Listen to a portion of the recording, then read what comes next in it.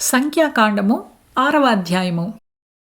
మరియు యెహోవా మోషేకు ఈలాగు సెలవిచ్చెను, నీవు ఇశ్రాయేలీయులతో ఇట్లనుము, పురుషుడే కాని స్త్రీయే కాని యెహోవాకు నాజీరగుటకు ఎవరైనను మ్రొక్కుకొని తన్ను తాను ప్రత్యేకించుకొనిన ఎడల వాడు ద్రాక్షారస మద్యములను మానవలెను.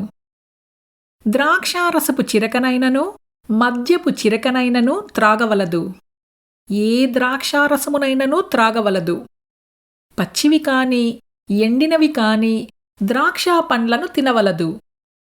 అతడు ప్రత్యేకముగా నుండు దినములన్నీయు పచ్చి కాయలే కాని పైతోలే కాని ద్రాక్షావల్లిని పుట్టినదేదియూ తినవలదు. అతడు నాజీరగుటకు మ్రొక్కుకొనిన దినములన్నిటిలో మంగళ కత్తి అతని తలమీద వేయవలదు. అతడు యెహోవాకు తన్ను తాను ప్రత్యేకించుకొనిన దినములు నెరవేరు వరకు అతడు ప్రతిష్ఠితుడై తన తల వెంట్రుకలను ఎదుగనీయవలెను. అతడు యెహోవాకు ప్రత్యేకముగా నుండు దినములన్నిటిలో ఏ శవమును ముట్టవలదు. తన దేవునికి మీదు కట్టబడిన తెల్ల వెంట్రుకలు అతని తలమీద నుండును కనుక అతని తండ్రి కాని తల్లి కాని సహోదరుడు కాని సహోదరి కాని చనిపోయినను వారిని బట్టి అతడు అపవిత్రపరచుకొనవలదు. అతడు ప్రత్యేకముగా ఉండు దినములన్నీయు అతడు యెహోవాకు ప్రతిష్ఠితుడుగా ఉండును. ఒకడు అతని యొద్ద హఠాత్తుగా చనిపోవుట వలన ప్రత్యేకముగా ఉండు వాని తల అపవిత్రపరపబడిన ఎడల అతడు పవిత్రపరపబడు దినమున అనగా 7వ దినమున తన తల గొరిగించుకొనవలెను.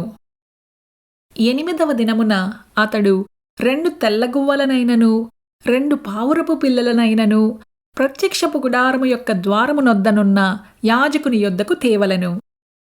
అప్పుడు యాజకుడు ఒకదానితో పాప పరిహారార్థ బలిని 2వ దానితో దహన బలిని అర్పించి వాడు శవము ముట్టుట వలన పాపి అయినందున వాని నిమిత్తము ప్రాయశ్చిత్తము చేసి ఆ దినమున వాని తలను పరిశుద్ధపరపవలెను.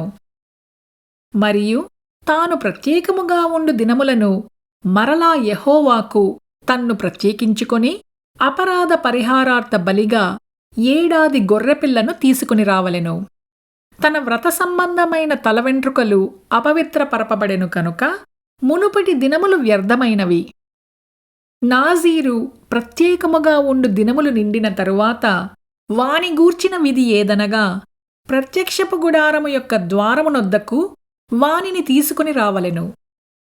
అప్పుడతడు దహన బలిగాను నిర్దోషమైన 7 మగగొర్రపిల్లను, పాపపరిహారార్థ బలిగాను నిర్దోషమైన 7 ఆడుగొర్రెపిల్లను, సమాధాన బలిగాను నిర్దోషమైన 1 పొట్టేలును, గంపెడు పొంగని పిండి అనగా గోధుమ పిండి వంటలను, నూనె కలిపిన గోధుమ పిండితో చేసిన భక్ష్యములను, నూనె పూసిన పొంగని పూరీలను, వాటి నైవేద్యమును పానార్పణములను అర్పణముగా యెహోవా యొద్దకు తేవలెను.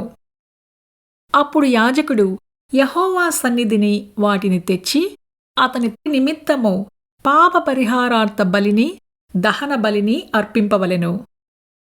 యాజకుడు ఆ గంపెడు పొంగని భక్ష్యములతో ఆ పొట్టేలును యెహోవాకు సమాధాన బలిగా అర్పింపవలెను. వాని నైవేద్యమును వాని పానార్పణమును అర్పింపవలెను. అప్పుడా నాజీరు ప్రత్యక్షపు గుడారము యొక్క ద్వారమునొద్ద తన వ్రత సంబంధమైన తన తల వెంట్రుకలు గొరిగించుకొని ఆ వ్రత సంబంధమైన తన తల వెంట్రుకలు తీసుకొని సమాధాన బలి ద్రవ్యము కిందనున్న అగ్నిలో వేయవలెను. మరియు యాజకుడు ఆ పొట్టేలు యొక్క వండిన జబ్బను, ఆ గంపలో నుండి పొంగని 1 భక్ష్యమును, పొంగని 1 పూరీని తీసుకొని నాజీరు తన వ్రత సంబంధమైన వెంట్రుకలు గొరిగించుకొనిన పిమ్మట అతని చేతుల మీద వాటినుంచవలెను. తరువాత యాజకుడు యెహోవా సన్నిధిని అల్లాడింపబడు అర్పణముగా వాటిని అల్లాడింపవలెను. అల్లాడింపబడు బోరతోనూ ప్రతిష్ఠితమైన జబ్బతోనూ అది యాజకునికి ప్రతిష్ఠితమగును. తరువాత ఆ నాజీరు ద్రాక్షారసము తాగవచ్చును. మ్రొక్కుకొనిన నాజీరు తన కలిమి కొలది ఇచ్చుదాని గూర్చిన విధియు, అతడు నాజీరయ్యున్నందున యెహోవాకు అర్పింపవలసిన దాని గూర్చిన విధియు ఇదే.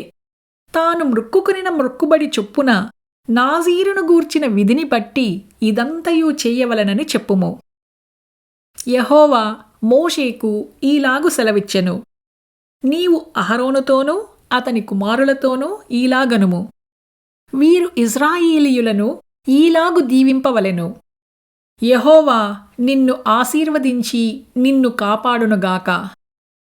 యెహోవా నీకు తన సన్నిధిని ప్రకాశింపచేసి నిన్ను కరుణించునుగాక.